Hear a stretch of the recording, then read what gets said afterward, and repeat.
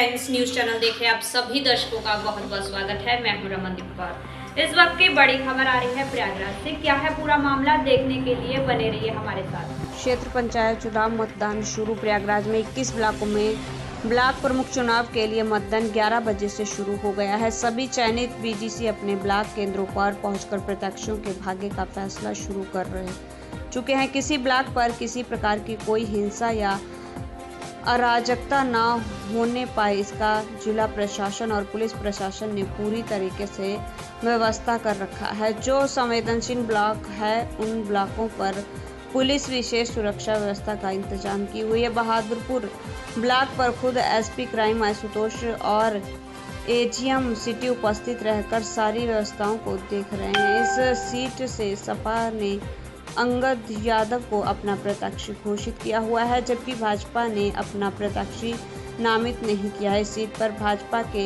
अरुणेंद्र यादव को, जो कि मौजूदा ब्लॉक प्रमुख भी हैं, और पवन द्विवेदी भी यहां से प्रत्याशी हैं। तीनों लोगों के बीच यहां पर कांटे की टक्कर बताई जा रही है। प्रयागराज में कुल 23 ब्लॉक हैं, जिसमें 2 ब्लॉक में प्रमुख निर्विरोध चुन लिए गए हैं। बाकी के 21 ब्लॉक पर ऊपर मतदान की प्रक्रिया। अच्छा, हम चाका ब्लॉक पर है यार। प्रमुख क्षेत्र पंचायत के लिए इलेक्शन हो रहा। टोटल 32 वोट है, 27 वोट हो चुके हैं और वोटिंग पूर्णतः शांतिपूर्ण है।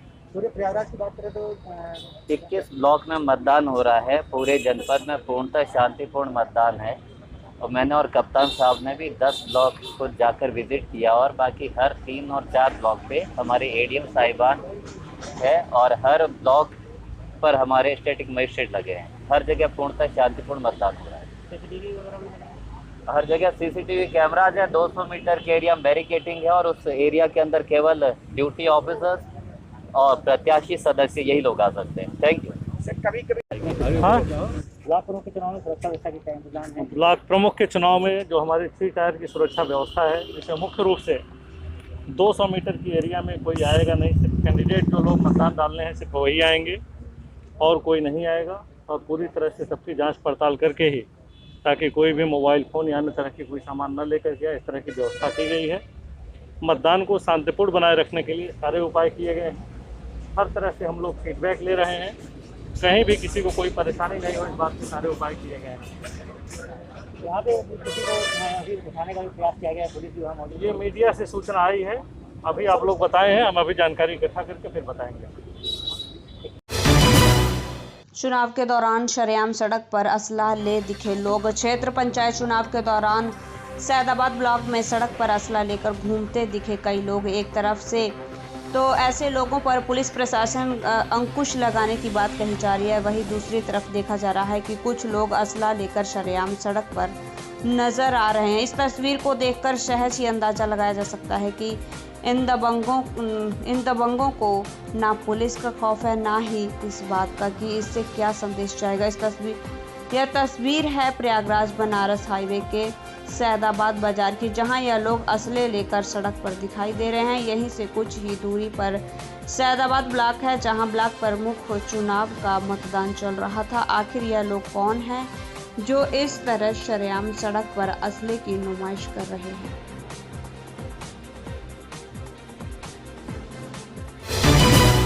जीत के जश्न में भूल गए कोरोना प्रोटोकॉल, उड़ाई सोशल डिस्टेंसिंग की धज्जियां। जीत का जश्न का सुरूर जब सर पर चढ़कर बोलता तो इंसान सारे नियम कानून को ताक पर रख देता है। ऐसा ही कुछ नज़ारा देखने को मिला प्रयागराज के मोआइमा क्षेत्र पंचायत चुनाव में जीते हुए प्रत्याशी के जुलूस में, जहां आप देख सकते हैं कि ना तो सोशल डिस्टेंसिंग का मान रखा गया और ना ही इस बात का ध्यान रखा गया कि जीत के बाद विजय जुलूस निकालने पर पाबंदी लगी हुई है। गाड़ियों के छतों पर बैठे युवा गाड़ियों की खिड़कियों से लटकते हुए यह लोग अपने जीते हुए ब्लॉक प्रमुख के पक्ष में नारे लगा रहे हैं। इन्हें ना कोरोना प्रोटोकॉल से कोई लेना देना है, ना ही इस बात का डर है कि दुर्घटना में जिंदगी भी जा सकती है। प्रतापगढ़ से प्रयागराज हाईवे पर इनके विजय जुलूस ने अच्छा खासा जाम लगा दिया, जो कि काफ़ी देर तक की मशक्कत के बाद किसी तरह खुलवाया जा सका।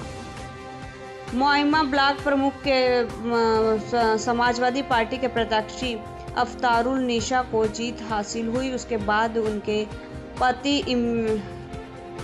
इम्तियाज अहमद ने अच्छा खासा विजय जुलूस निकालकर कोरोना प्रोटोकॉल को ताक पर रखते हुए जमकर सोशल डिस्टेंसिंग की धज्जियां उड़ाई। शायद इनको ना सुनसान का खौफ है और ना ही इस बात का कि इनकी इस हरकत से कई लोगों की जिंदगी है जोखिम में पड़ सकती है। संगम नगरी प्रयागराज में उस टाइम सनसनी मच गई जब करेली थाना क्षेत्र के सैदपुर गांव में राकेश पाल नाम के आदमी की हत्या हो गई। बता दें, राकेश पाल की सैदपुर तिराहे के पास राकेश पाल की पंचर की दुकान भी थी। वो डेली रात में अप डाउन करा करते थे और अक्सर ट्यूबवेल के पार अपने रिश्तेदारों पर रुक भी जाते थे। मगर कल रात जब वो नहीं तो उनकी तलाश की गई तो उनका शव पता चला खेत में मिला है और उनकी हत्या धारदार हत्या से की गई है और इसके पीछे किसी आपस वाले का ही पुलिस को हाथ लग रहा है। इसकी पुलिस अब जांच में जुट गई है। जल्दी अपराधी सलाखों के पीछे होंगे। करेली थाना क्षेत्र के सैदपुर गांव के रहने वाले राकेश पाल, जिनकी उम्र लगभग 42 साल बताई जा रही है। इनका यहां से कुछ ही दूरी पर जो सैदपुर तिराहा है वहां पे एक दुकान भी अपनी पंक्चर की, और ये शाम को दुकान बंद करके रूटीन में घर भी जाते थे और कभी कभी रुक भी जाते थे। वहीं बगल में ट्यूबवेल पे इनका एक छोटी फैमिली भी रहती थी। आज रात को जब नहीं दिखे तो ये वहाँ से परिवार के लोगों ने थोड़ी बड़ी जानकारी की। मॉर्निंग टाइम इनकी डेड बॉडी मिली है यहाँ खेतों में, जो घर से दूर है।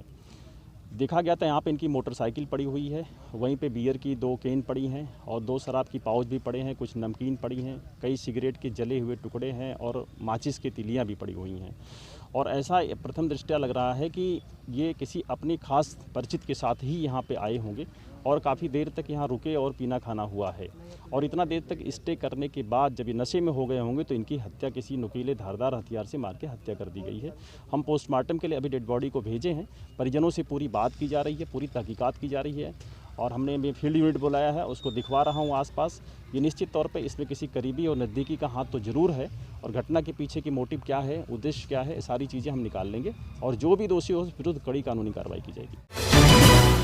पूर्व मुख्यमंत्री बिहार अब्दुल गफूर की पुण्यतिथि पर कांग्रेसियों ने अधिवक्ताओं को किया सम्मानित। प्रयागराज शहर कांग्रेस कमेटी अल्पसंख्यक विभाग इलाहाबाद ने आज 10 जुलाई को सम्मानित अधिवक्ताओं के चैम्बर पर जाकर अब्दुल गफूर साहब पूर्व मुख्यमंत्री बिहार की पुण्यतिथि पर जनपद के 20 वरिष्ठ व अधिवक्ताओं को प्रशस्ति पत्र व मेडल पहनाकर सम्मानित किया। इस मौके पर अल्पसंख्यक कांग्रेस के नगर अध्यक्ष अरशद अली ने उनके जीवन पर प्रकाश डालते हुए कहा कि अब्दुल गफूर साहब ने मुस्लिम विश्वविद्यालय अलीगढ़ में LLB की शिक्षा प्राप्त की थी और वह केंद्र सरकार में कैबिनेट मंत्री रहे और बिहार के मुख्यमंत्री भी रहे। इस दौरान उन्होंने समाज व देश के उत्थान के लिए अपने जीवन भर कार्य किया। आज उनकी पुण्यतिथि पर उत्तर प्रदेश कांग्रेस कमेटी अल्पसंख्यक विभाग पूरे प्रदेश के हर जनपद में सीनियर वकीलों को सम्मानित करने का कार्य कर रहा है।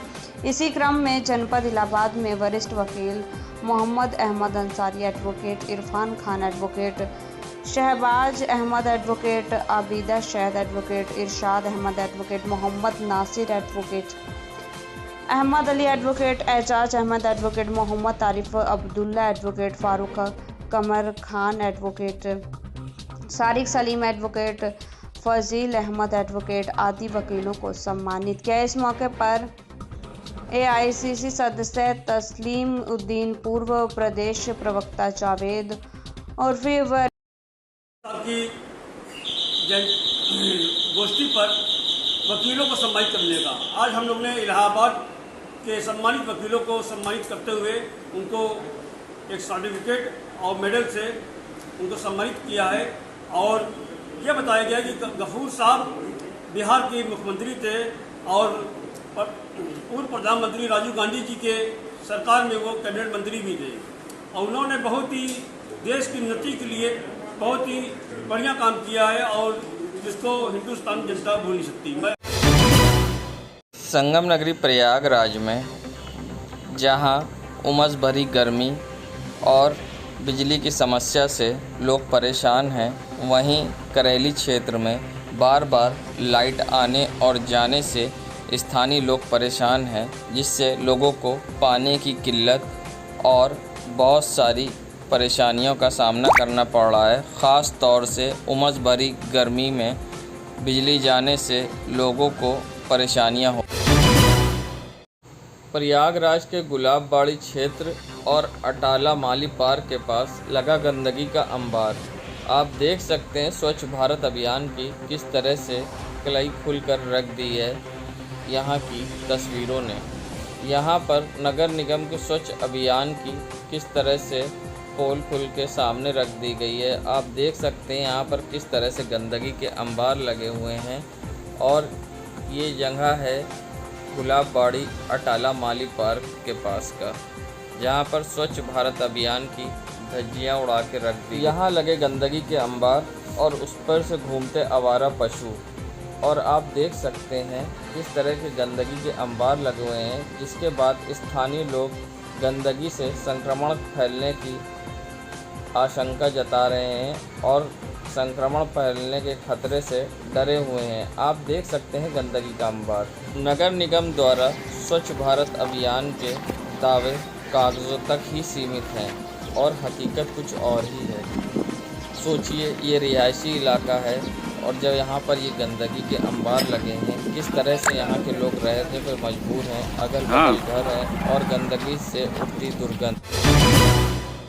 संगम नगरी प्रयागराज में ब्लॉक प्रमुख के चुनाव के लिए जहां मतदान शुरू हो गया, मगर सुरक्षा में लगी पुलिस खुद ही नियम कानून पालन करना भूल गई। जहां खुद बिना मास्क के ड्यूटी में दिखाई दी प्रयागराज पुलिस, जहां सूबे के मुख्यमंत्री और आला अधिकारी बार बार लोगों से अपील कर रहे हैं कोविड गाइडलाइन का पालन करने के लिए और मास्क लगाने के लिए, मगर सुरक्षा में तैनात पुलिस खुद नियम कानून का पालन करना भूल गई है। जहां की कोरोना की तीसरी संक्रमण की लहर का खतरा सर पर मंडरा रहा। देश दुनिया की खबरों के लिए world media times news channel को सब्सक्राइब करें।